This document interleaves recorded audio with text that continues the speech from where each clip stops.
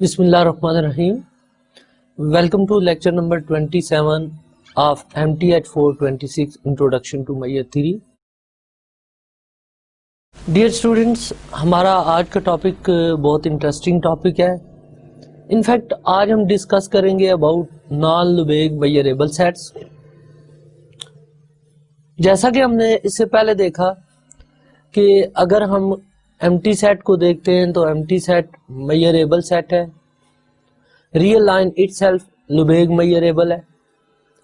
अगर कोई set measurable हो तो उसका कॉम्प्लीमेंट भी मेजरेबल होता है. हर ओपन सेट मेजरेबल, हर क्लोज सेट मेजरेबल, हर इंटरवल मेजरेबल, और इसके अलावा हर वो सेट जिसकी लुबेग आउटर मेजर जीरो हो वो भी मेजरेबल होता है. तो बज़ाहिर ऐसा लगता है कि हम कोई भी सेट जो रियल लाइन का सबसेट हो उसको लेंगे तो वो एक मेजरेबल सेट होगा. तो नेचुरली ये क्वेश्चन ज़हन में आता है कि क्या non Lebesgue measurable sets exist करते हैं. अगर वो एग्जिस्ट करते हैं तो उनकी कंस्ट्रक्शन कैसे होगी. इनफैक्ट लास्ट लेक्चर में मैंने कैंटर सेट के बारे में बात की थी कि कैंटर सेट एक ऐसा सेट है जो अनकाउंटेबल है और उसकी लुबेग आउटर मेजर जीरो है. तो आज के लेक्चर में हम फर्स्ट ऑफ ऑल डिस्कस करेंगे अबाउट बोरेल सेट्स, और बोरेल सेट्स की कुछ प्रॉपर्टीज डिस्कस करने के बाद हम construction of non Lebesgue measurable sets देखेंगे. डियर स्टूडेंट्स, आज का लेक्चर शुरू करने से पहले हम एक नज़र डालते हैं प्रीवियस लेक्चर के रिव्यू पे. जैसे कि मैंने स्टार्ट में बताया कि लास्ट लेक्चर में हमने डिस्कस किया अबाउट कैंटर सेट्स. तो कैंटर सेट की कंस्ट्रक्शन क्या थी और कैंटर सेट्स की जरूरत क्यों पड़ी. इनफैक्ट इसका आंसर ये है कि हमने देखा था कि Lebesgue outer measure of a countable set zero के इक्वल होती है. तो हम इंटरेस्टेड इस चीज में थे कि is there exist an uncountable set a such that Lebesgue outer measure of a is equal to zero.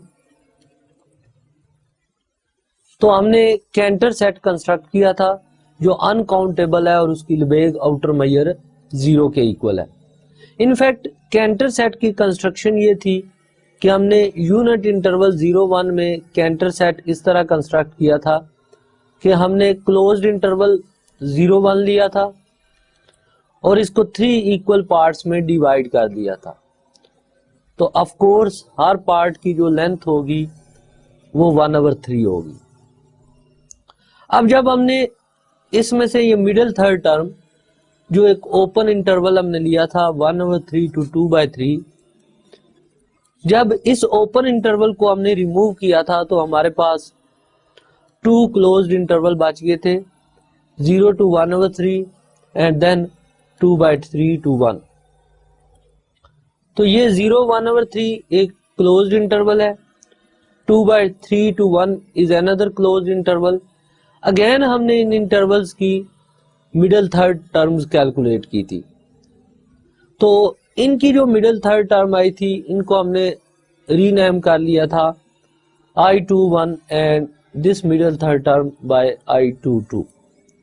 After removing these two middle term we are left with 4 closed intervals.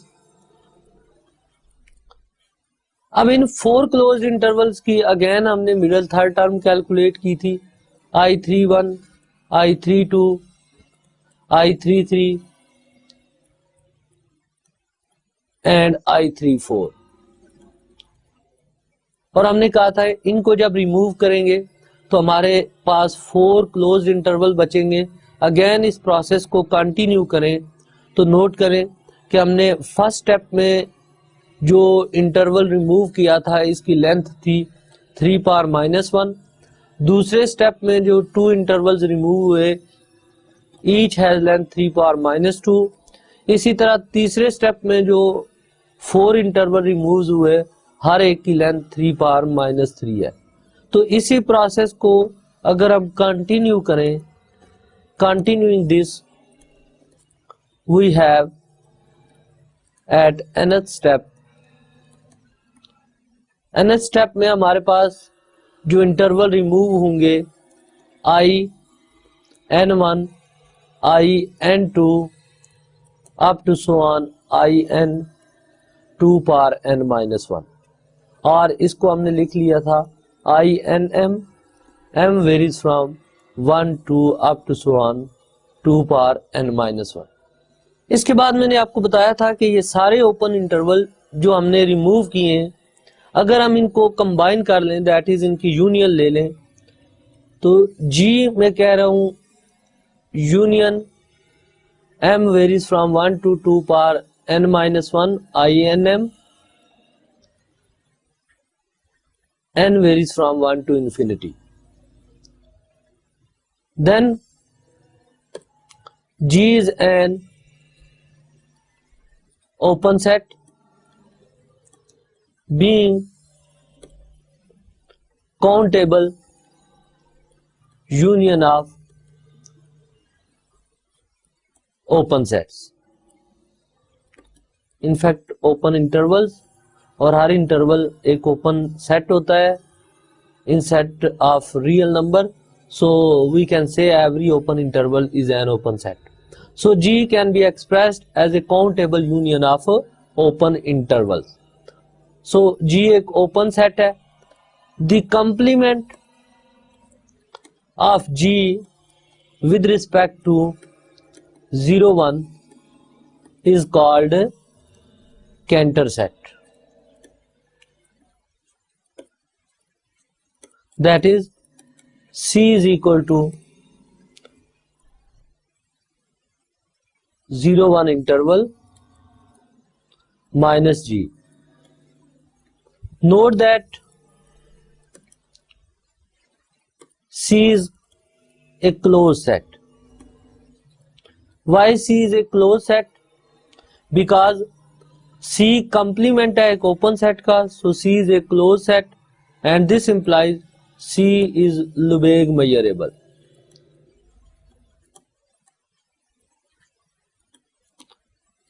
क्योंकि हर close set Lebesgue measurable होता है। तो यहां से हमने to result deduce कर लिए। एक तो कैंटर सेट क्लोज सेट होता है, दूसरा Cantor set Lebesgue measurable set है। आल्सो 0 1 इंटरवल को हम देखें तो ये C यूनियन G के इक्वल है, where C and G are disjoint and measurable as well. तो यहां से हमने Lebesgue measure of 0 1 interval find की थी, which is equal to Lebesgue measure of C plus Lebesgue measure of G। तो 0 1 क्योंकि इंटरवल है, इसकी Lebesgue measure इसकी लेंथ है, so 1 is equal to measure of C plus measure of G and this implies measure of C is equal to 1 minus measure of G। और ये मैंने prove किया था लास्ट लेक्चर में कि measure ऑफ G 1 के equal है, so measure of C is equal to 0। तो यहां तक कैंटर सेट हमने कंस्ट्रक्ट किया था और इसकी Lebesgue measure फाइंड की थी। अब इसके बाद मैंने कैंटर फंक्शन डिफाइन किया था और शो किया था कि अगर हम टर्नरी रिप्रेजेंटेशन लें एलिमेंट्स ऑफ C की, तो टर्नरी रिप्रेजेंटेशन कैंटर सेट के एलिमेंट की यूनिक होती है। सो कैंटर फंक्शन जो है ये शो करता है कि 0 1 interval is equivalent to C। अब 0 1 इंटरवल अनकाउंटेबल है, तो इट मींस C भी अनकाउंटेबल है। जब C अनकाउंटेबल है तो दिस शोज कि हमने एक अनकाउंटेबल सेट फाइंड कर लिया है जिसकी Lebesgue measure 0 के इक्वल है। तो ये हमारा टारगेट था जो हमने अचीव किया लास्ट लेक्चर में। डियर स्टूडेंट्स, ये था प्रीवियस लेक्चर का रिव्यू। प्रीवियस लेक्चर में हमने जस्ट डिफाइन किए थे बोरेल सेट्स। आज के लेक्चर में सबसे पहले हम बोरेल सेट्स की प्रॉपर्टीज को डिस्कस करेंगे। The collection B of Borel sets is defined to be a sigma algebra generated by the collection of the interval of the form AB. In fact, Borel sigma algebra जो है ये generate होता है इस type के interval से, half open half closed interval से। In fact यहाँ जनरेशन से मुराद हमारी ये थी कि हर वो सेट जो इस टाइप के इंटरवल्स की यूनियन या इंटरसेक्शन में लिखा जा सके, दैट इज सिंपल ऑपरेशन से ऑब्टेन हो जाए, उस सेट को हम बोरेल सेट्स कहते हैं। जैसे मैंने आपको एग्जांपल्स दी थी कि open interval A B is equal to A into B minus 1/n, where union is taken from 1 to infinity। तो जैसे जैसे आप n को इंक्रीज करते हैं तो ये n b की तरफ मूव करेगा, तो इन सारे सेट्स की यूनियन ले तो ओपन इंटरवल ए बी आएगा। This implies A B is a Borel set. In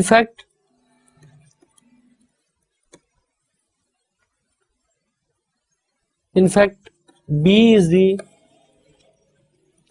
smallest sigma algebra containing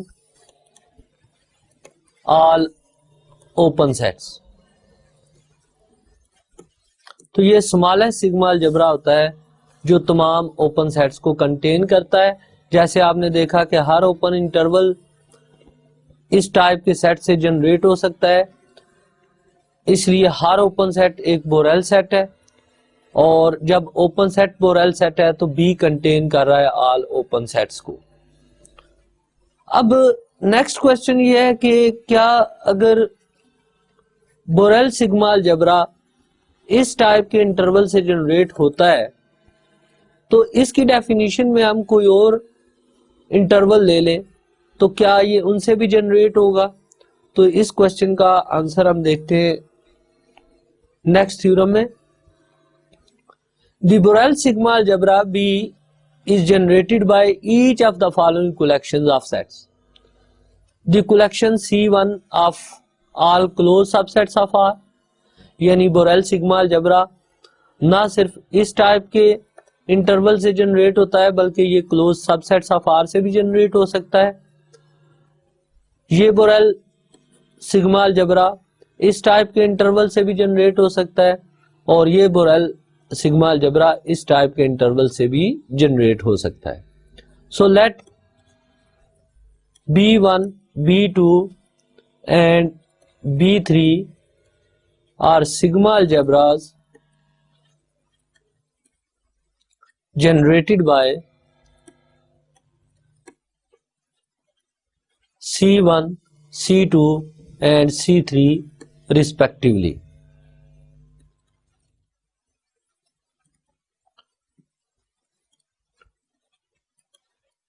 We claim B is equal to B1 is equal to B2 is equal to B3। अब हमारा claim यह है कि Borel algebra in fact in all algebras के equal है। तो जब हम ये टारगेट अचीव कर लेंगे तो इसका मतलब है बोरेल अलजेब्रा क्लोज सेट से भी जनरेट हो सकता है, इस टाइप के भी सेट से जनरेट हो सकता है, और इस टाइप के सेट से भी जनरेट हो सकता है। To prove this we have to prove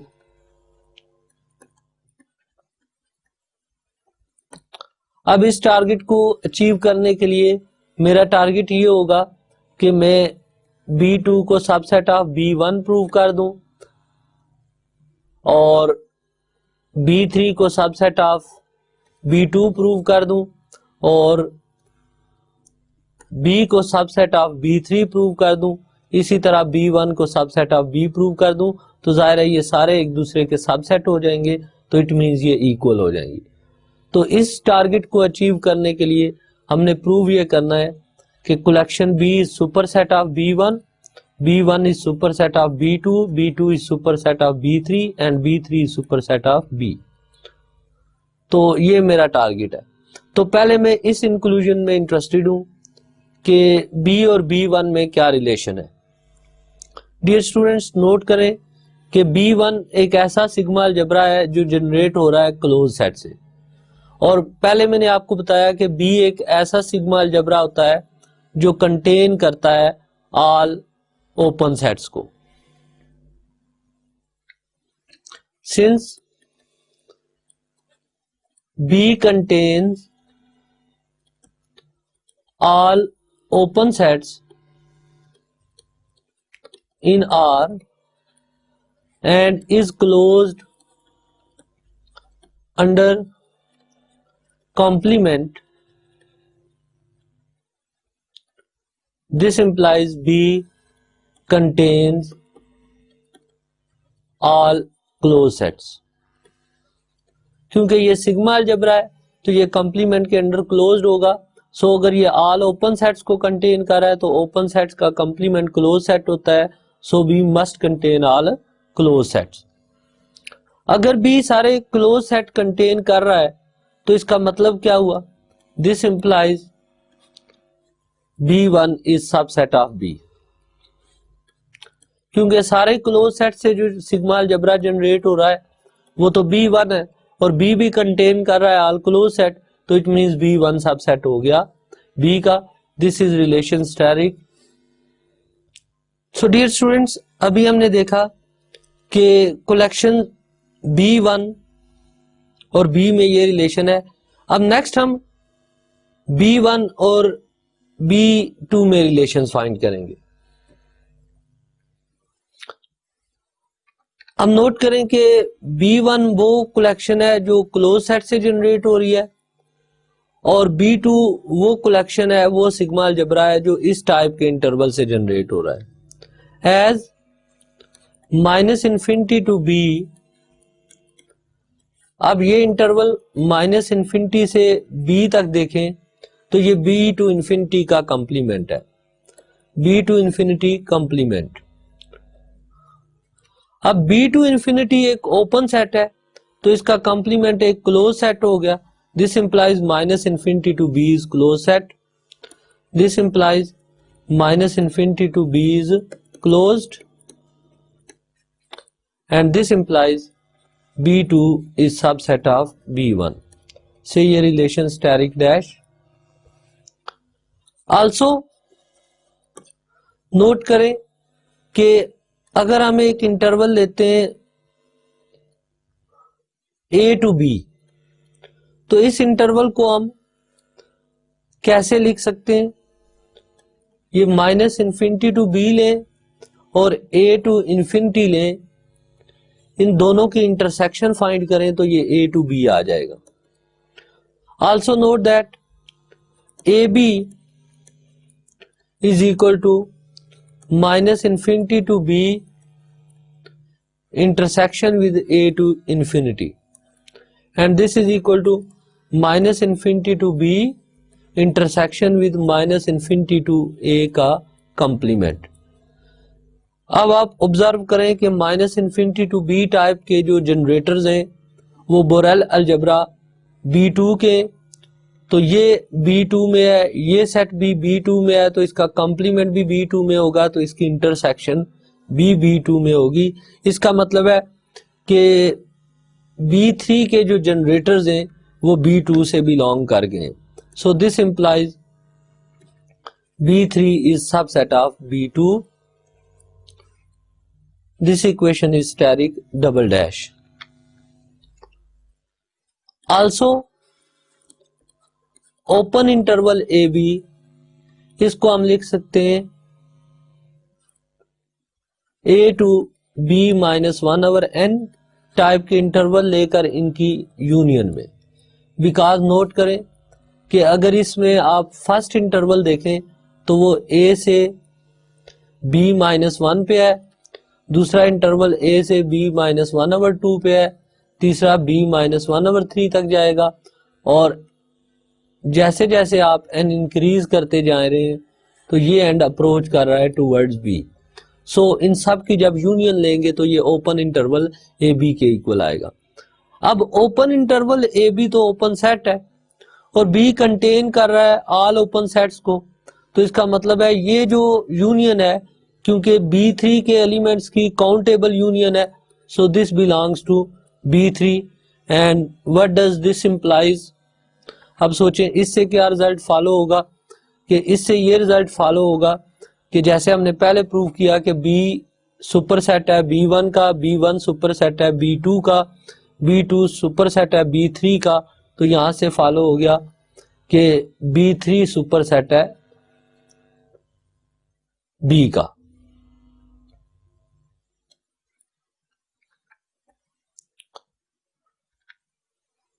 So this is relation steric triple dash from steric, steric dash, steric double dash and steric triple dash. We have what we have B superset है B1 का, B1 superset है B2 का, B2 superset है B3 का और B3 superset है B का। This implies B is equal to B1 equal to B2 equal to B3। तो यहाँ पे आपने देखा कि अगर बोरेल अलजबरा के एक पर्टिकुलर टाइप के इंटरवल एज ए जनरेटर देते हैं, तो आपने देखा कि हम इसको डिफरेंट टाइप्स के इंटरवल से जनरेट कर सकते हैं। इनफैक्ट बोरेल सिग्मा अलजबरा एक ऐसा सिग्मा अलजबरा होता है जो ऑल टाइप ऑफ इंटरवल्स को कंटेन करता है, और इन पर्टिकुलर ये स्मॉलेस्ट सिग्मा अलजबरा होता है जो ऑल ओपन सेट्स को कंटेन कर लेता है। डियर स्टूडेंट्स, आई होप इस थ्योरम का प्रूफ आपको क्लियर हो गया होगा। नेक्स्ट एक और हम इंपॉर्टेंट रिजल्ट डिस्कस करते हैं। Every Borel set is measurable. अब हर बोरेल सेट को हमने शो करना है मेजरेबल सेट है, that is collection of all Borel set is contained in class M, where M जो है ये sigma algebra of all measurable subsets है।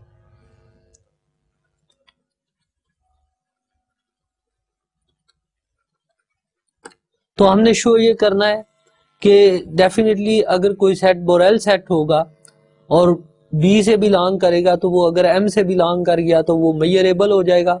सो इन अदर वर्ड्स हमने प्रूव करना है कि collection of all Borel set is properly contained in collection of all measurable sets. As we know that every open set is measurable, क्योंकि यह हमने prove किया हुआ है कि हर ओपन सेट मेजरेबल होता है, and M contains all open sets but B is the smallest sigma algebra which contains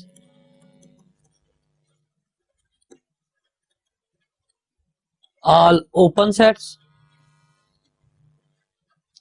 This implies B is contained in M,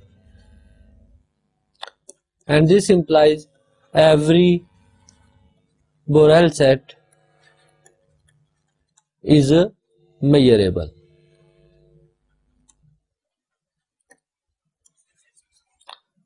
dear students, proof पे फिर एक नजर डालिएगा। Quite simple proof. Just observation ये थी कि B स्मॉलेस्ट सिग्मा अलजेब्रा होता है जो ऑल ओपन सेट्स को कंटेन करता है, और हर ओपन सेट मेजरेबल होता है। मेजरेबल होने की वजह से हर ओपन सेट क्लास M से बिलोंग करेगी। अब M एक सिग्मा अलजेब्रा है जो ओपन सेट्स को कंटेन कर रहा है, और B वो स्मॉलेस्ट सिग्मा अलजेब्रा है जो ऑल ओपन सेट्स को कंटेन कर रहा है, तो इसलिए B properly contained in M है। It means every Borel set is measurable set, because B collection से आप कोई भी सेट लेंगे तो वो M से बिलोंग कर जाएगा, और M से बिलोंग करने की वजह से वो मेजरेबल हो जाएगा। ओके नेक्स्ट हम इनफैक्ट देखना चाहते हैं जिस तरह हर सिंगल्टन सेट, हर फाइनाइट सेट और हर काउंटेबल सेट मेजरेबल सेट होता है, इसी तरह अब हम चेक करना चाह रहे हैं कि क्या हर सिंगल्टन सेट, फाइनाइट सेट और काउंटेबल सेट जो है ये बोरेल सेट होगा या नहीं होगा। और हमने इसके साथ शो ये करना है कि इन तमाम सेट्स की बोरेल मेजर 0 है। तो सबसे पहले तो हम देखते हैं कि what is Borel major.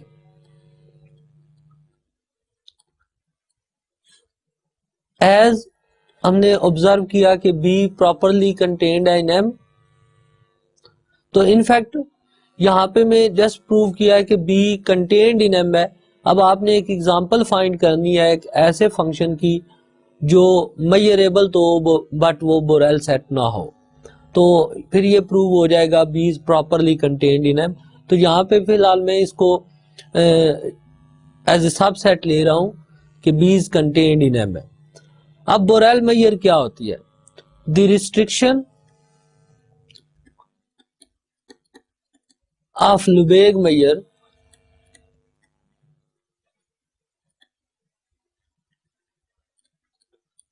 M to class B is called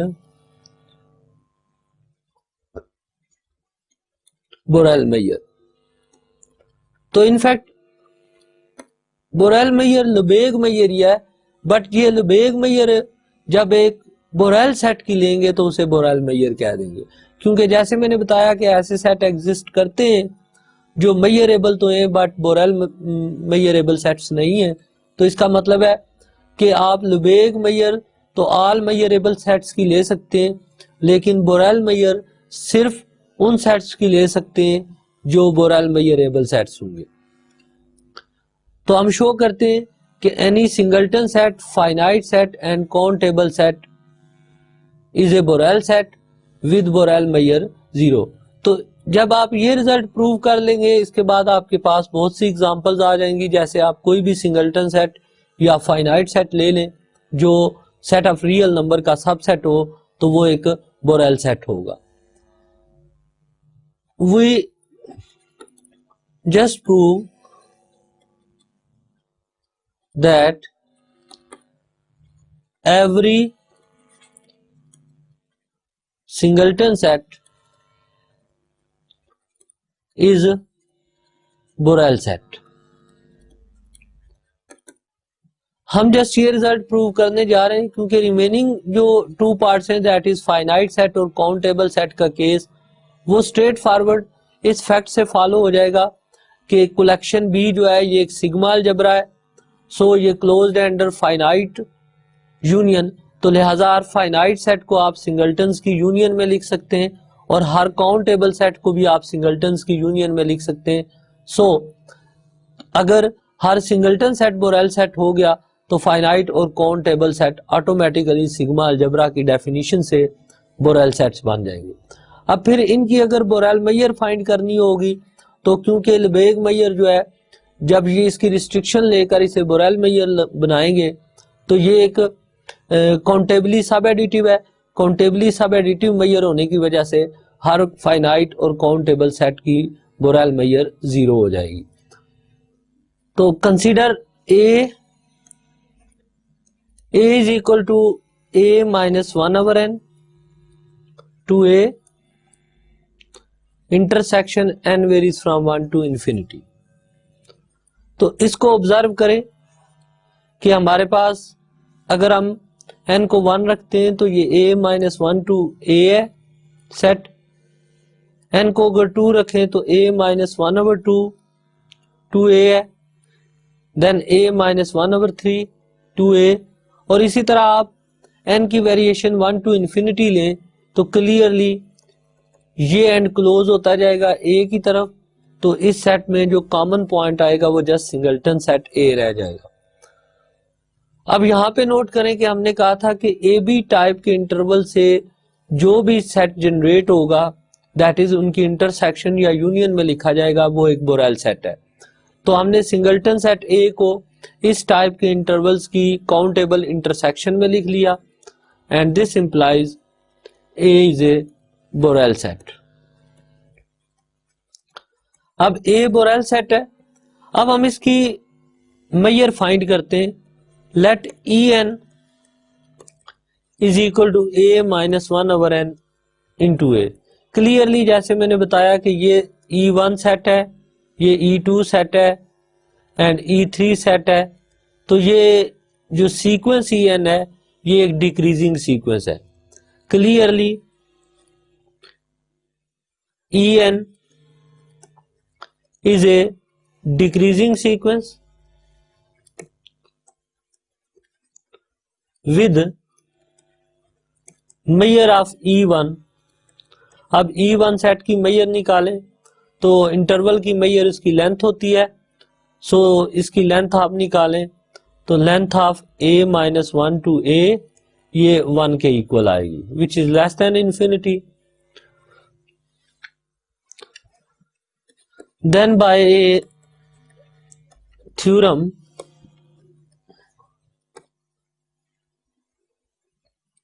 measure of singleton set A, which is in fact measure of intersection n varies from 1 to infinity En, this is equal to limit n tend to infinity measure of En। तो यहाँ पे note करें कि मैंने ये वाला result apply करना था कि इस सेट की मैयर फाइंड करनी थी। तो हमने एक थ्योरम प्रूव किया था कि अगर हम एक decreasing sequence of measurable sets लें, राइट, तो फिर इंटरसेक्शन की मैयर इस लिमिट के इक्वल होती है provided that measure of E1 less than infinity. So सबसे पहले मैंने इसको डिक्रीजिंग सीक्वेंस प्रूव किया, मेजर ऑफ E1 चेक की जो लेस देन इंफिनिटी है, और उसके बाद वो थ्योरम अप्लाई करके सिंगलटन सेट की मैयर फाइंड कर ली। This is equal to limit n tend to infinity measure of En 1/n के इक्वल है। n को इंफिनिटी पुट करें तो n को इंफिनिटी पुट करने से ये 1/infinity दैट इज 0 आ गया। तो measure of singleton set is 0। तो डियर स्टूडेंट्स ये इसका प्रूफ था कि हर सिंगलटन सेट बोरेल सेट होता है विद बोरेल मेजर 0। तो जस्ट रिविजिट करते हैं इसके प्रूफ को। सबसे पहले जो इंपॉर्टेंट ऑब्जर्वेशंस थी कि सिंगलटन सेट को हमने इस फॉर्म के इंटरवल्स की काउंटेबल इंटरसेक्शन में लिखा, जिस वजह से सिंगलटन सेट एक बोरेल सेट बन गया। अब इसके बाद इसकी बोरेल मेजर फाइंड करनी थी, तो हमने En इन इंटरवल्स को क्या लिया, ये एक डिक्रीजिंग सीक्वेंस ऑफ इंटरवल है जिसमें फर्स्ट इंटरवल की लेबेग मेजर 1 है जो लेस देन इंफिनिटी है। तो एक थ्योरम अप्लाई कर लिया और इस थ्योरम के मुताबिक जो सिंगलटन सेट की मैयर है वो 0 आती है। अब जैसे मैंने पहले बताया कि अगर एक काउंटेबल सेट ले लेते हैं या फाइनाइट सेट ले लेते हैं, से A1 टू AN अगर एक फाइनाइट सेट है तो इसे आप union I varies from 1 to n में लिख सकते हैं, और इसकी लेबेग मैयर ऑलरेडी हम जानते हैं कि less or equal to summation I varies from 1 to n Lebesgue measure of AI, और ये इक्वल टू 0। तो इसी तरह हम काउंटेबल सेट की भी लेबेग मैयर फाइंड करेंगे जो इनफैक्ट बोरेल मैयर हो जाएगी, क्योंकि ये सेट सिंगलटन सेट हो, फाइनाइट सेट हो या काउंटेबल सेट हो, ये एक बोरेल सेट है। ओके डियर स्टूडेंट्स, यहां तक तो हमने बोरेल सेट्स को देखा। जैसे मैंने स्टार्ट में बताया कि इनफैक्ट आज के लेक्चर में हम फोकस करेंगे नॉन लेबेग मेजरेबल सेट्स को। अब इनफैक्ट नॉन लेबेग मेजरेबल सेट का आइडिया कुछ हुआ है कि इससे पहले हमने जिस टाइप के भी सेट देखे वो मेजरेबल सेट्स थे, इस पे मैं थोड़ी देर बाद बात करता हूं। अब बोरेल सेट जो इनफैक्ट थे, बोरेल सेट्स की कंस्ट्रक्शन इस सेंस में हमने देखी कि Borel sets in fact smallest sigma algebra Borel set से जनरेट होता है जो ऑल ओपन सेट्स को कंटेन कर लेता है। अब जो नॉन लेबेग मेजरेबल सेट्स हैं इसके बारे में हम बात करते हैं। अब नॉन लेबेग मेजरेबल सेट की कंस्ट्रक्शन से पहले कुछ न्यू डेफिनेशंस देखते हैं हम। रिकॉल दैट इससे पहले हमने ट्रांसलेशन ऑफ ए सेट को डिफाइन किया था कि अगर ई एक मेजरेबल सेट ले और इसको y किसी एलिमेंट ऑफ r से इसकी ट्रांसलेशन ले तो ये सेट x प्लस वाई होता है such that x belongs to E. तो इनफैक्ट हमने प्रूव किया था कि if e is measurable then e plus y is measurable, that is translation of a measurable set is measurable. In fact अभी तक हमने जितने भी सेट्स डिस्कस किए हैं वो रियल लाइन के सबसेट्स डिस्कस किए हैं। अब कुछ न्यू डेफिनेशन देखते हैं। Let a is equal to half open half closed interval 0 1 and xy belongs to a. We denote and define sum modulo 1 of x and y by x sum modulo y is equal to x plus y if x plus y का ordinary sum less than 1 हो, and this sum modulo ये abstract sum जो है ये equal होगा x plus y minus 1 if x और y का ordinary sum greater or equal to 1 हो। For example, आप सम मॉडुलो 1 फाइंड करना चाहते हैं 0.6 और 0.3 का, तो इनका सम मॉडुलो, इसके लिए इनका ऑर्डिनरी सम निकालें। 0.6 प्लस 0.3 ये 0.9 आ गया इनका ordinary sum which is less than 1 है, सो इनका सम मॉडुलो भी 0.9 आएगा, यानी sum modulo of x y ordinary sum के इक्वल आएगा इफ इनका ऑर्डिनरी सम लेस देन 1 हुआ। इसी तरह अगर हम से 0.9 और 0.7 का सम मॉडुलो फाइंड करना चाहें तो इनका ऑर्डिनरी सम देखें 0.9 और 0.7 का ऑर्डिनरी सम 1.6 आया विच इज ग्रेटर देन 1। तो अब सम मॉडुलो की डेफिनेशन ये है कि ऑर्डिनरी सम में से 1 सब्ट्रैक्ट कर दें, तो आपने इनके ऑर्डिनरी सम में से 1 सब्ट्रैक्ट कर देना है तो 0.6। दिस इज एब्स्ट्रैक्ट सम जो इनफैक्ट जब भी आप इस इंटरवल के कोई से भी दो मेंबर्स को ऐड करेंगे तो इस सम के अंदर आंसर ऑलवेज आपको इसी इंटरवल में मिलेगा, जबकि ऑर्डिनरी सम में ऐसा नहीं हो रहा। आपने देखा कि 0.9 और 0.7 का ऑर्डिनरी सम 1.6 नंबर बनता है जो इस इंटरवल से बिलोंग नहीं करता। तो इसलिए ये जो अब्स्ट्रैक्ट सम हमने डिफाइन किया है सम मॉडुलो 1, इसके अंदर ये सेट क्लोज्ड हो जाता है। अब इसके बाद हम ट्रांसलेट मॉडुलो 1 की डेफिनेशन देखते हैं। सपोज ई सबसेट ऑफ ए ले लिया और ए अब थ्रू आउट मैं इसी सेट को कहूंगा and y belongs to A. We denote and define translate modulo 1 of E by y। E के translate modulo with y is equal to x sum modulo y where x belongs to E. तो just हमने ordinary translation की जो definition थी उसमें ordinary सम को replace कर लिया है सम मॉडुलो, और ये टोटली कंस्ट्रक्शन हो रही है इस सेट ए के इनसाइड जो अब इस अब्स्ट्रैक्ट सम के अंदर क्लोज्ड हो चुका है। डियर स्टूडेंट्स, आपको याद होगा कि कुछ लेक्चर पहले हमने देखा था कि अगर ई मेजरेबल हो तो ई प्लस वाई भी मेजरेबल होता है और Lebesgue measure of E plus y equal to Lebesgue measure of E के इक्वल होती है। दैट इज हमने कहा था लिबेग मेजर जो है ये ट्रांसलेशन इनवेरिएंट है। तो अब हम देखना ये चाहते हैं कि क्या इस अब्स्ट्रैक्ट सम के अंडर भी ये जो ट्रांसलेशन मॉडुलो 1 हमने डिफाइन किया है इसमें भी लिबेग मेजर जो है ये ट्रांसलेशन इनवेरिएंट है या नहीं है। सो थ्योरम की statement, let E subset of a be a measurable set. Note that E मैंने एक मेजरेबल सेट ले लिया है। Then for each y belonging to a the set E sum modulo y is measurable and measure of E sum modulo y is equal to measure of E. In fact इस theorem में पहले तो हम ये prove करेंगे कि अगर आप 0-1 इंटरवल का कोई भी सबसेट लें तो अगर ये सबसेट मेजरेबल हो तो इस अब्स्ट्रैक्ट सम के अंदर इसकी ट्रांसलेशन को देखें तो ये भी मेजरेबल सेट बनेगा, और फर्दर लुबेग मेजर अगेन यहाँ पे ट्रांसलेशन इनवेरिएंट रहेगी इस केस में भी। अब इसका प्रूफ देखते हैं। Let y belongs to a अब नोट करें कि ए जो सेट हमें दिया गया है वो 0 to 1 इंटरवल है, तो 1 माइनस वाई पॉइंट इसी इंटरवल में आएगा क्योंकि वाई हम इसी इंटरवल से ले रहे हैं, ए से ले रहे हैं। तो ऑफ कोर्स जो ई है वो सबसेट ऑफ ए है, तो ई किसी भी टाइप का सबसेट हो सकता है। यहां पे मैं अज्यूम करता हूं कि ई से ये सेट है, ये सेट टोटली ई है। तो अब नोट करें कि ये E set 0 to 1 minus y interval को भी इंटरसेक्ट कर रहा है,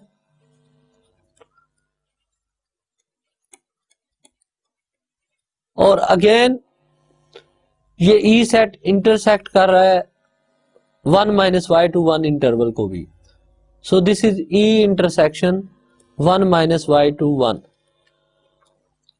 late y belongs to a, put e1 is equal to e intersection 0 to 1 minus y and e2 is equal to e intersection 1 minus y to 1.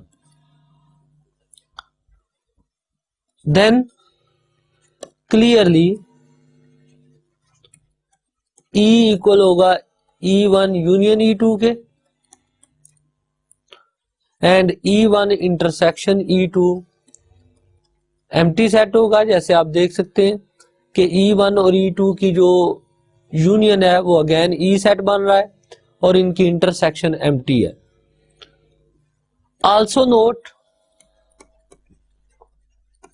That E1 and E2 are measurable.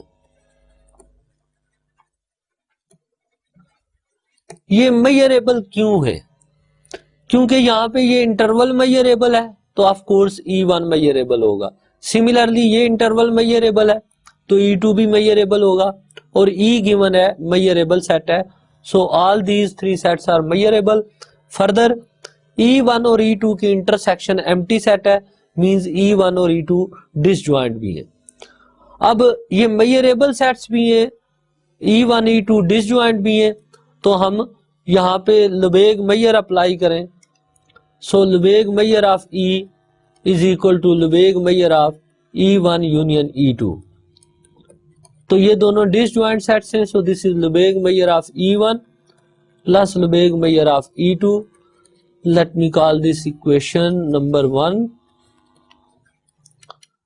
तो यहां तक हमने show किया कि major of E in fact E1 और E2 के summation के equal है। आल्सो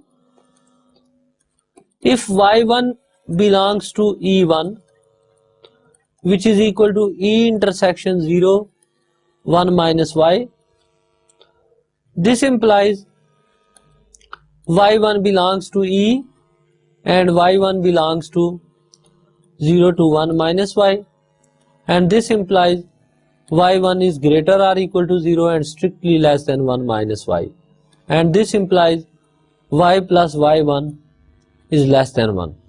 अब नोट करें कि जो भी पॉइंट आप E1 सेट से लेते हैं उसमें अगर y ऐड कर लें तो इन दोनों का सम लेस देन 1 आता है। तो क्लियरली ये इंडिकेशन है यहां से कि E1 का अगर अब्स्ट्रैक्ट सम लें, सम मॉडुलो 1 लें विद y, तो वो सेम आएगा जो इनका ऑर्डिनरी सम है। सिंस इस केस में y sum modulo y1 equal to ordinary sum के इक्वल आएगा by definition of sum modulo 1। And if अब अगर हम देखते हैं कि एलिमेंट y2 ले लें से E2 सेट से, तो E2 है E इंटरसेक्शन 1 माइनस y2 1। तो सेम प्रोसेस रिपीट करें तो y2 बिलोंग कर जाएगा इस इंटरवल से। अब जब y2 इस इंटरवल में है तो it means 1 minus y less or equal to y2 and this is less than 1, and this implies इस पोर्शन ऑफ इनइक्वालिटी को देखें तो y plus y2 is greater or equal to 1, and this implies y abstract sum with y2 is equal to y plus y2 minus 1,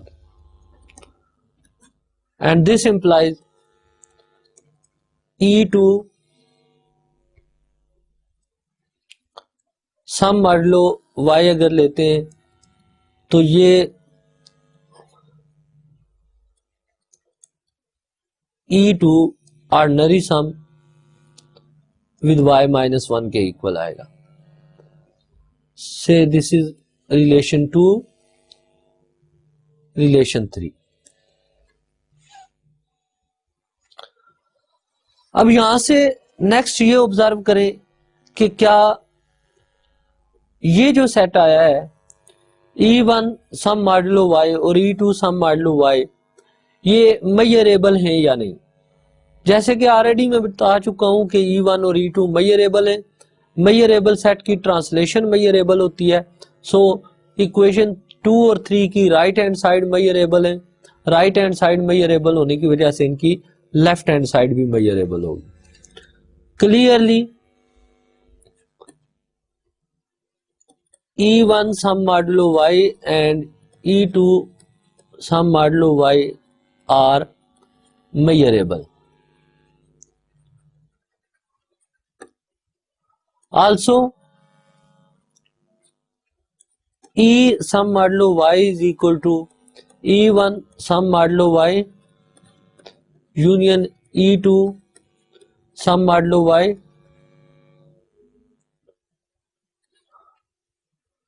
where E1 sum modulo y intersection with E2 sum modulo y is equal to 5. ये straight forward सी observation है कि इन दोनों की union इसके equal होगी और इनकी intersection 5 होगी. अब E सम मॉडुलो y दो मेजरेबल सेट्स की यूनियन है, तो ये दोनों सेट्स मेजरेबल हैं, तो मेजरेबल्स की यूनियन भी मेजरेबल होती है. This implies E sum modulo y is measurable. अब मेजरेबल है तो इनफैक्ट हम इंटरेस्टेड है इसकी लेबेग मेजर फाइंड करने में. Then Lebesgue measure of E sum modulo y is same as Lebesgue measure of this plus Lebesgue measure of E2 sum modulo y. अब इनकी वैल्यू जरा इक्वेशन 2 से फाइंड करें, 2 और 3 से. तो अगर 2 की दोनों साइड्स पे m अप्लाई करें तो आप नोट करें कि इस पे m अप्लाई करने से इस साइड पे भी m आ जाएगा, तो m of E1 plus y m of E1 के इक्वल आएगा, क्योंकि ऑर्डिनरी सम में ये m जो है ये ट्रांसलेशन इनवेरिएंट है. So this is equal to measure of E1 plus measure of E2 using 2 and 3 and the fact M is translation invariant. अब इक्वेशन नंबर 1 को यूज करें तो major of E1 plus major of E2 major of E के equal है.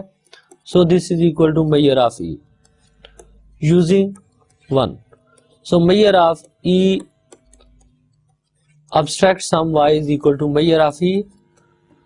This implies M is translation invariant. तो हमने देखा कि E1 हम abstract sum लें, लेबेग मेजर स्टिल जो है ये ट्रांसलेशन इनवेरिएंट है. डियर स्टूडेंट्स, यहां तक जितनी भी कंस्ट्रक्शन थी हम ए लिया है 0-1 half open half close interval और इसका एक सबसेट ई लेकर हमने उसकी ट्रांसलेशन डिफाइन की विद दिस अब्स्ट्रैक्ट सम और शो किया कि लेबेग मेजर ट्रांसलेशन इनवेरिएंट है. Proof quite simple. जस्ट इस डायग्राम को फोकस करें अगर आप तो E01 इंटरवल का सबसेट होने की वजह से मैंने E के इंटरसेक्शन विद 1 माइनस y1 और 1 माइनस y1 के साथ इंटरसेक्शन ली. जब ये इंटरसेक्शन ली तो ये 2 न्यू सेट्स बने E1 और E2.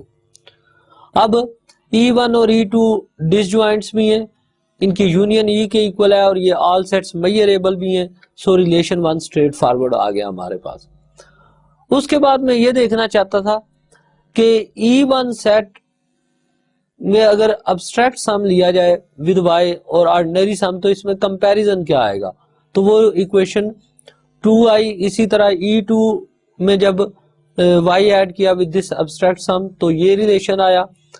इसके बाद हमने देखा कि translation of a measurable set measurable होती है, तो E1 और E2 के मेजरेबल होने से इक्वेशन 2 और 3 की राइट साइड मेजरेबल होगी, तो इनकी लेफ्ट साइड भी मेजरेबल होगी।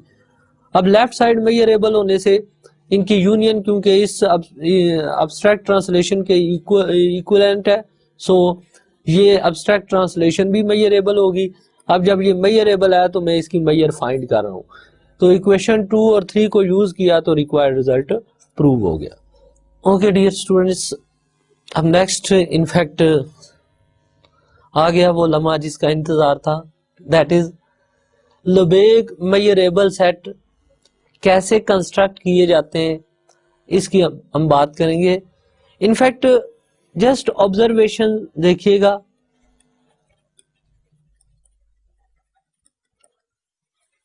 कि phi and are measurable,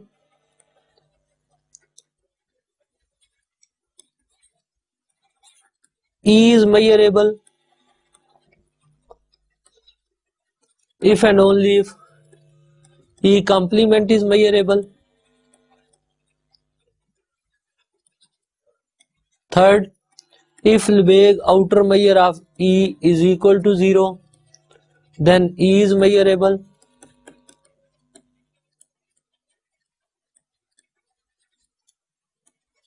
G delta and F sigma sets are measurable.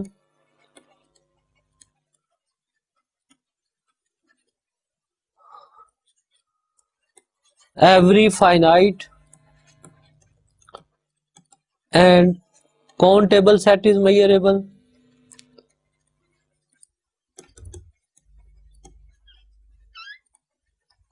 Every interval is measurable.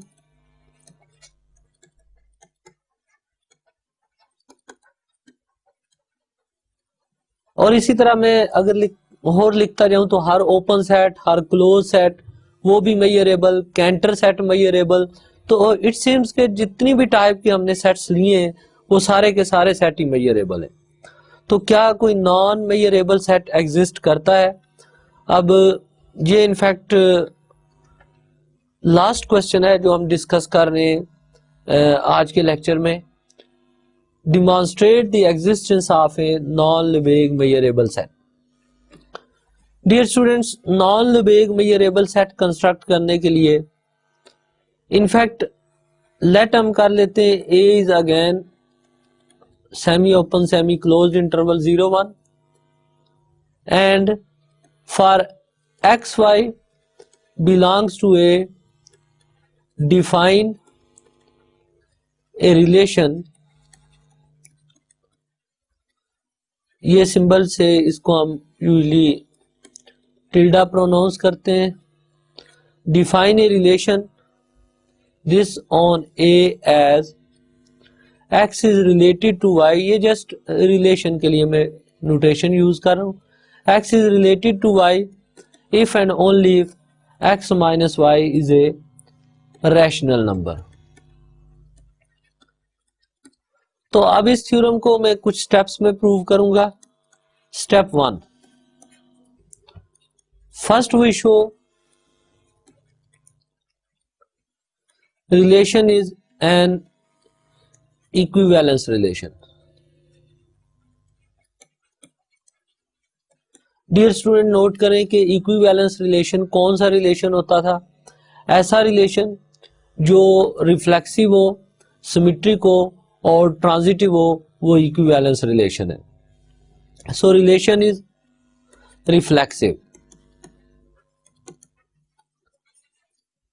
Recall that reflexive के लिए हमने ये शो करना होता है कि हर एलिमेंट अपने साथ रिलेटेड होता है। तो अब रिलेशन की डेफिनेशन ये है, तो as x minus x is equal to 0 a rational number, this implies x is related to x, therefore relation is reflexive. Relation reflexive है, रिलेशन इज सिमेट्रिक। तो ये स्ट्रेट फॉरवर्ड से स्टेप्स हैं, इसलिए इनको मैं क्विकली गो थ्रू कर रहा हूं। अब सिमेट्रिक में हमने x रिलेटेड टू y लेना होता है और प्रूव करना होता है कि y is related to x भी है। So let x is related to y, this implies x minus y is a rational number.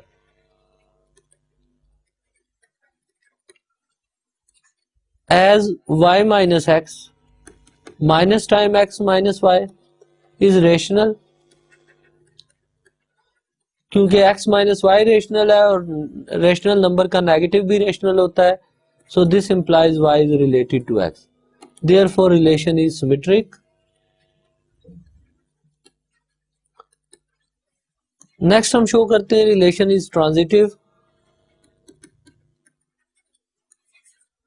Late x is related to y and y is related to z, this implies x minus y and y minus z are rational,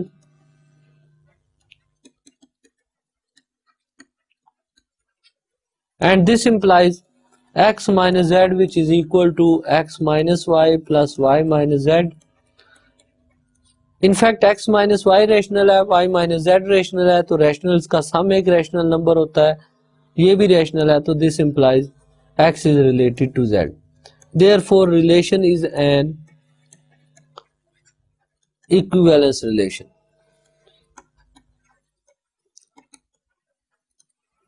अब dear students, ये proof का पहला step था जिसमें मैंने relation को prove किया कि रिलेशन एक इक्विवेलेंस रिलेशन है।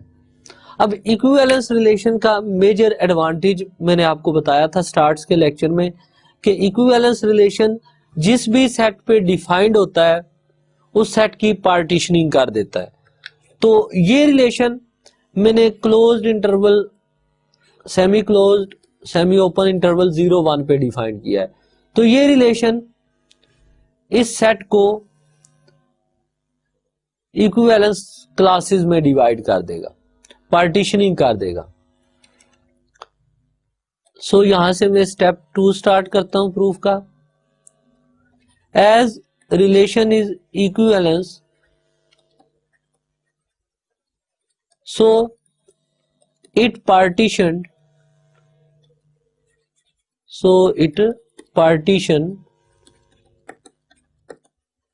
A into disjoint classes, जैसे मैंने ये शो कर दिया है। Let E be the collection of all these classes। तो कहीं ऐसा तो नहीं कि ये कलेक्शन एक एम्प्टी सेट बन जाए। E is non empty because at least the class determined by 0 belongs to E। तो 0 एलिमेंट की क्लास तो मस्ट होगी क्योंकि 0 एक रैशनल नंबर है, तो इसकी इक्विवेलेंस क्लास जो होगी वो मस्ट E से बिलोंग करेगी। Therefore E is a non-empty collection of non-empty sets।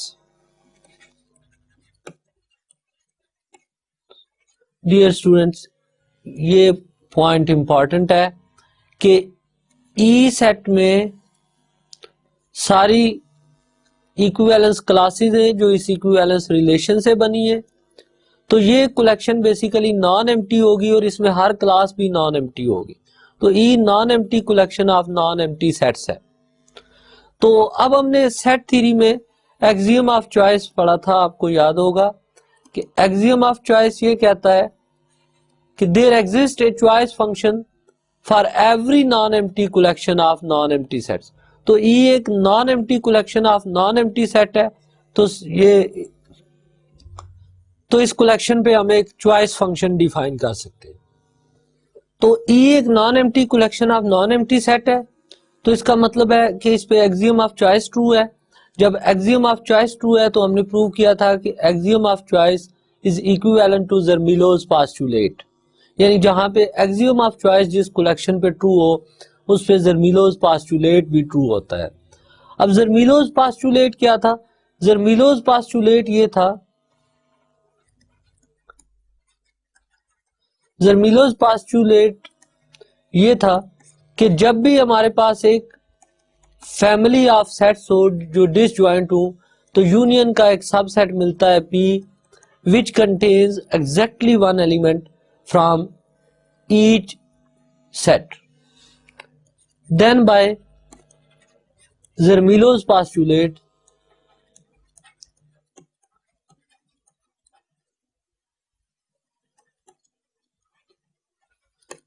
there exists a subset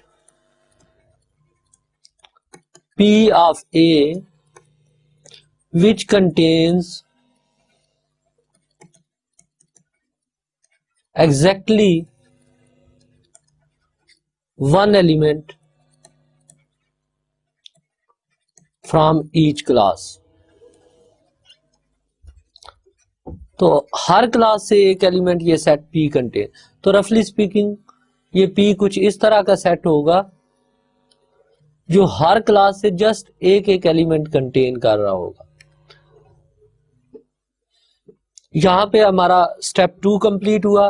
dear students, first 2 steps को ऑब्जर्व कीजिएगा कि सेट ए पे मैंने एक रिलेशन डिफाइन किया जो इक्विवेलेंस रिलेशन था। इक्विवेलेंस रिलेशन होने की वजह से इस रिलेशन ने ए सेट की पार्टीशनिंग कर दी। पार्टीशनिंग से जो डिसजॉइंट क्लासेस बनी उन क्लासेस में से हमने शो किया कि एटलीस्ट वन क्लास ऐसी है जो नॉन एम्प्टी है, तो ई एक non empty collection of non empty sets है। तो इस पे एक्सियम ऑफ चॉइस ट्रू हो गया। जब एक्सियम ऑफ चॉइस ट्रू है तो ज़र्मीलोस पोस्टुलेट ट्रू हो गया बिकॉज बोथ आर इक्विवेलेंट। तो ज़र्मीलोस पोस्टुलेट से एक सबसेट P मिलेगा ए का जो एग्जैक्टली वन एलिमेंट कंटेन करेगा from each class. Step 3, we now express A as a union of its subset. For this, consider the enumeration Ri such that I is equal to 0, 1, 2 and so on of rational numbers and put Pi is equal to P sum modulo Ri. Clearly P भी subset of ए है, तो इस abstract सम के अंदर हमने show किया था कि ए सेट क्लोज्ड होता है, तो each class Pi contained in A हो जाएगी। With suppose we take R naught equal to 0, then जो फर्स्ट क्लास P naught में कहूं तो वो P होगी। We claim A is equal to union I Pi and Pi are disjoint.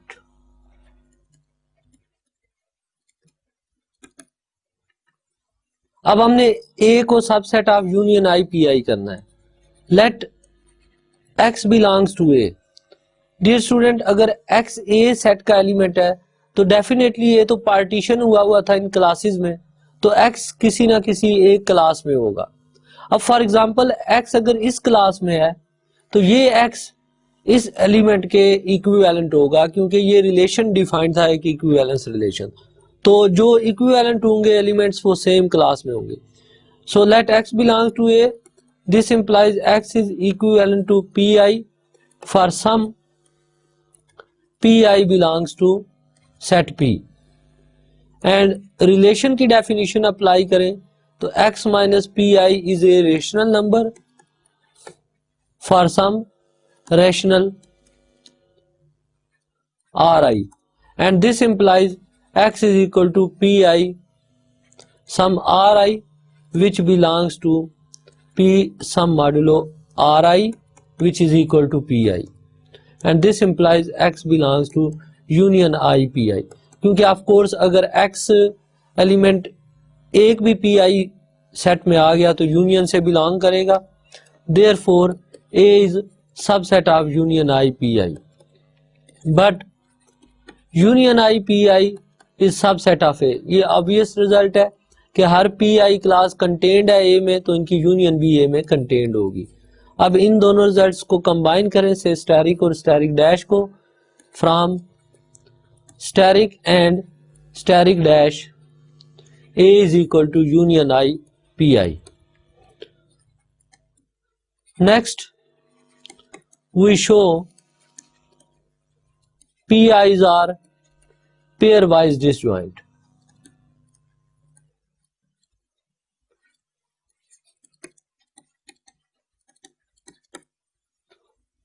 For I is not equal to j, we want to show pi intersection pj is equal to phi।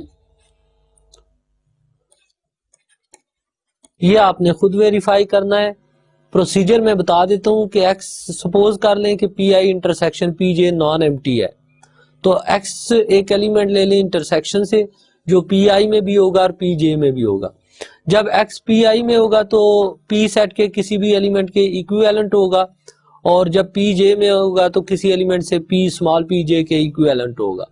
वहां से equivalence relation की definition apply करें तो आप देखेंगे कि pi small pi और small pj जो एलिमेंट आपने लिए होंगे वो सेम क्लास में चले जाएंगे, जो कंट्राडिक्शन आ जाएगी, इट मींस ये डिसजॉइंट है। सो यहाँ ये स्टेप आपने खुद वेरीफाई करना है। तो इसका मतलब है जी कि हर pi जो है वो pj से डिफरेंट है, phi is not equal to j। So dear student यहाँ नोट करें कि pi को हम इस फॉर्मेट में लिख सकते हैं और a को यूं एक्सप्रेस कर सकते हैं।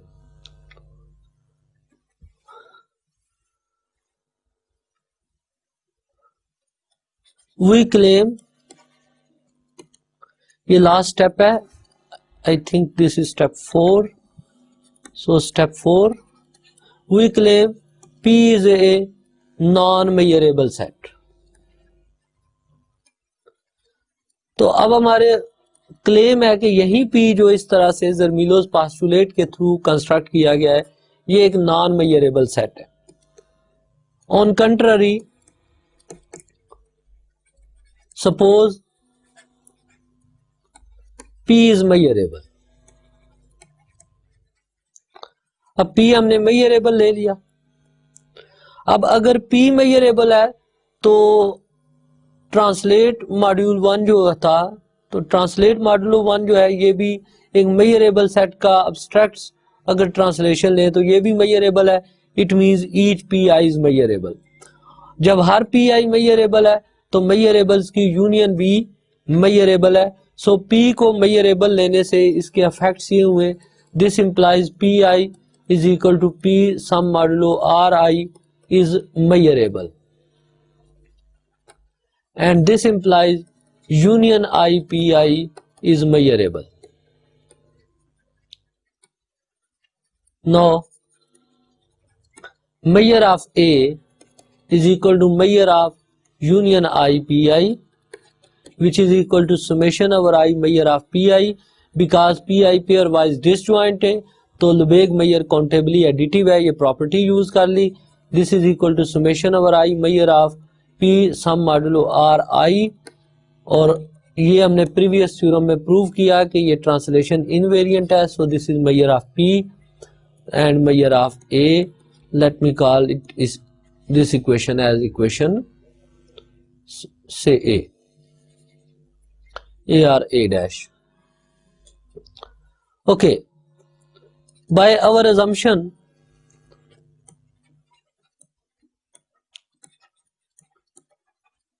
P is measurable.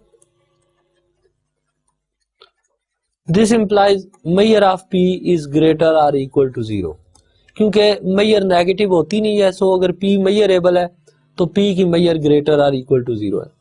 अब note that A is equal to 0, 1. So measure of A is in fact is length, that is 1. If measure of P is equal to 0, then A dash implies 1 is equal to 0, which is not possible. So measure of P is not equal to 0. And if measure of P is non-zero, that is positive, this is in fact strictly positive, then A dash implies, अब A dash से देखें तो ये positive number है तो right side का सम infinity आएगा, left की मेजर 1 है, so 1 implies 1 is equal to infinity, ये भी नॉट पॉसिबल है. So measure of P is not greater than 0. Therefore, P is measurable and measure of P is not greater or equal to 0. A contradiction, क्योंकि हर वो set जो measurable हो उसकी measure non negative होती है, तो यहाँ पे P की measure ना 0 है ना पॉजिटिव है, तो इसका मतलब है हमारी सपोजिशन रॉन्ग है. Therefore, P is a non-measurable set. So dear students, ये था प्रूफ इस थ्योरम का. जस्ट मैं मेन स्टेप्स रिकॉल करवा देता हूँ. Quite difficult proof. हमने शो ये करना था कि non Lebesgue measurable set exist करते हैं. उसके लिए मैंने 0-1 इंटरवल लिया और इस पे एक रिलेशन डिफाइन किया, जिसको हमने स्टेप 1 में इजीली शो किया कि ये एक इक्विवेलेंस रिलेशन है, जिसकी वजह से इसने सेट की पार्टीशनिंग कर दी. इस पार्टीशनिंग से डिसजॉइंट इक्विवेलेंस क्लासेस बनी जो नॉन एम्प्टी थी. तो ई हमने collection of all these classes ली. अब ई जब collection of all these classes ली तो ई एक non empty collection of non empty set है. तो इस पे एक्सियम ऑफ चॉइस ट्रू है. एक्सियम ऑफ चॉइस ट्रू होने से जर्मीलोस पोस्टुलेट ट्रू है.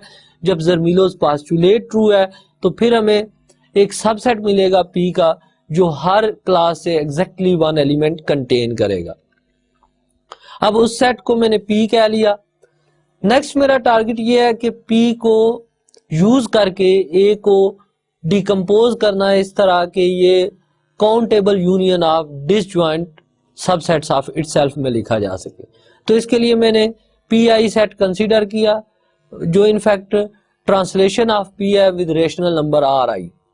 तो क्लियरली फर्स्ट क्लास जो पी नॉट बनेगी वो पी. देन इजी से स्टेप से मैंने इसको वेरीफाई कर लिया कि ए इक्वल है यूनियन आई पी आई की. देन पी आईज हमने क्लेम किया हुआ है कि ये पेयर वाइज डिसजॉइंट हैं, जिसका प्रोसीजर मैंने आपको बताया. होपफुली आप इजीली इसको वेरीफाई कर लेंगे. अब नेक्स्ट मेरा स्टेप 4 में क्लेम ये था कि ये P desired non Lebesgue measurable set है. तो मैंने कंट्राडिक्शन ले ली कि ये मेजरेबल है. अब जब ये मेजरेबल है तो इसकी measure greater or equal to 0 होनी चाहिए. तो हमने देखा दोनों पॉसिबल केसेस जो थे उसमें कंट्राडिक्शन आती है. सो पी एक नॉन मेजरेबल सेट है. डियर स्टूडेंट्स, अब नेक्स्ट लास्ट रिमार्क हम देखते हैं. If measure of A is greater than 0, then A contain a subset which is non-measurable. यानी हर वो सेट जिसकी मेजर पॉजिटिव हो उसका मस्ट एक सबसेट एग्जिस्ट करता है जो नॉन मेजरेबल होता है. इसका मतलब है नॉन मेजरेबल सेट्स की तादाद एक नहीं है, ये इनफाइनाइट में नहीं है. Second, complement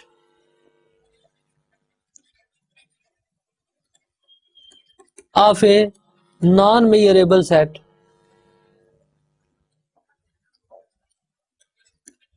is non-measurable.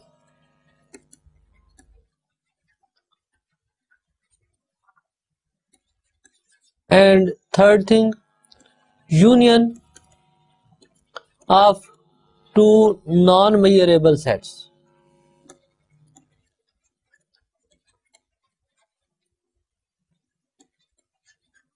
need not be non-measurable. For example, P and P dash are non-measurable, but P union P dash जो प्रीवियस थ्योरम के ए सेट के इक्वल है इज मेजरेबल हो जाती है। तो ये इंपॉर्टेंट रिमार्क थे नॉन मेजरेबल सेट्स के। ये था हमारा आज का लेक्चर। डियर स्टूडेंट, आज के लेक्चर में हमने बोरेल सेट्स को डिस्कस किया, उसकी कुछ प्रॉपर्टीज देखी और उसके बाद हमने सम मॉडुलो 1 का कॉन्सेप्ट देखा कि ये अब्स्ट्रैक्ट समेशन है जिसके अंडर ए अगर हम closed interval 0 and open side ले लें 1, तो इस सेट पे अगर ये अब्स्ट्रैक्ट ऑपरेशन डिफाइन करें एडिशन का तो इसके अंदर ये सेट क्लोज्ड हो जाता है। देन हमने ट्रांसलेट मॉडुलो 1 को डिफाइन किया और इसी आइडिया को यूज करते हुए हमने नॉन मेजरेबल सेट कंस्ट्रक्ट किया जो सबसेट था 0 1 का। और ऑब्जर्व करें कि इससे पहले हमने जितने भी रिजल्ट प्रूव किए उसमें हमने कहीं नहीं कहा कि अगर सेट मेजरेबल हो तो उसका सबसेट भी मेजरेबल होता है। आई होप नेक्स्ट लेक्चर में हम स्टार्ट करेंगे मेजरेबल फंक्शंस। टिल देन अपना ख्याल रखिएगा। अल्लाह हाफिज।